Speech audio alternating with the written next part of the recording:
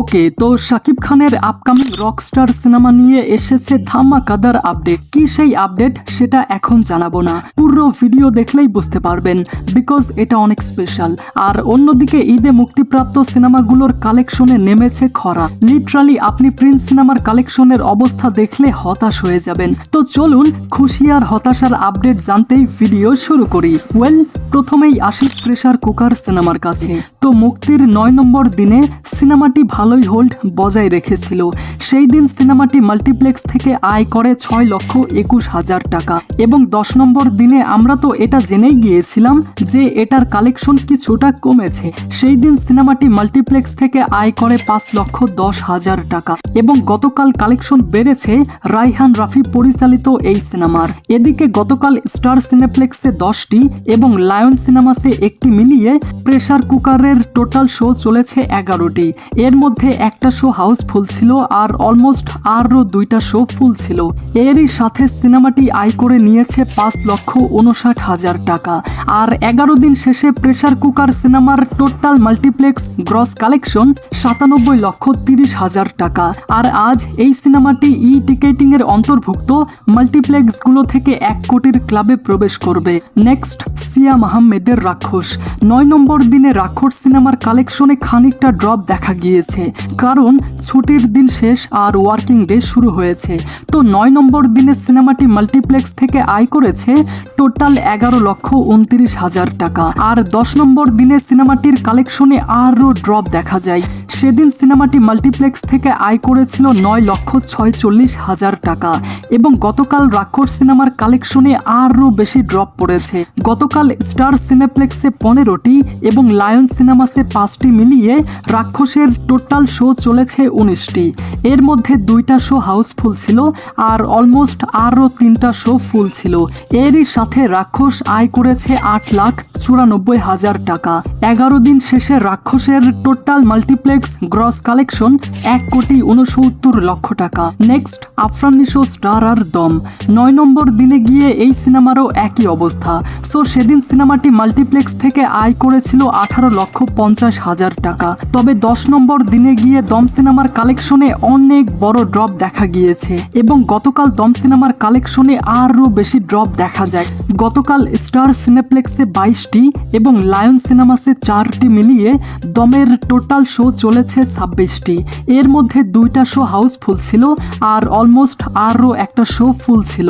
এরই সাথে সিনেমাটি আয় করেছে 11,09,000 টাকা, এবং 11 দিন শেষে দমের টোটাল মাল্টিপ্লেক্স গ্রস কালেকশন 2,85,00,000 টাকা। চলুন এবার ওঠা যাক বনলতা এক্সপ্রেসে। তো ওয়ার্কিং ডে হওয়া সত্ত্বেও একমাত্র বনলতা এক্সপ্রেস এই সিনেমাটি দুর্দান্ত হোল্ড বজায় রেখেছে। 24টি শো থেকে সিনেমাটি 9 নম্বর দিনে আয় করেছে 22,91,000 টাকা। 10 নম্বর দিনে গিয়ে যেই জায়গায় অন্য সমস্ত সিনেমা কালেকশনের দিক থেকে অনেকটা পিছিয়ে পড়েছে, সেখানে বনলতা এক্সপ্রেস পুরাই ফাটিয়ে দিয়েছে। 10 নম্বর দিনে এই সিনেমাটি 25টা শো থেকে আয় করেছে 25,25,000 টাকা।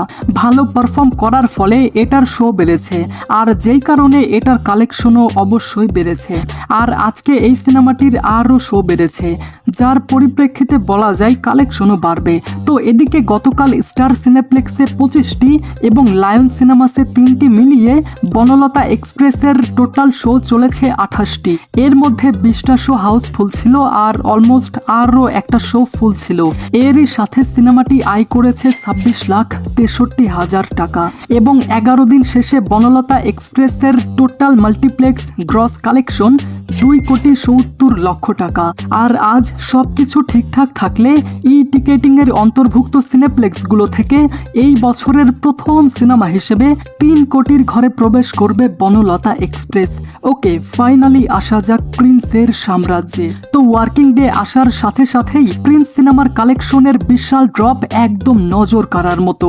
তো তো 9 নম্বর দিনে প্রিন্সের টোটাল শো চলেছে 46টি, কিন্তু সেদিন তার কোনো শো হাউসফুল যায়নি।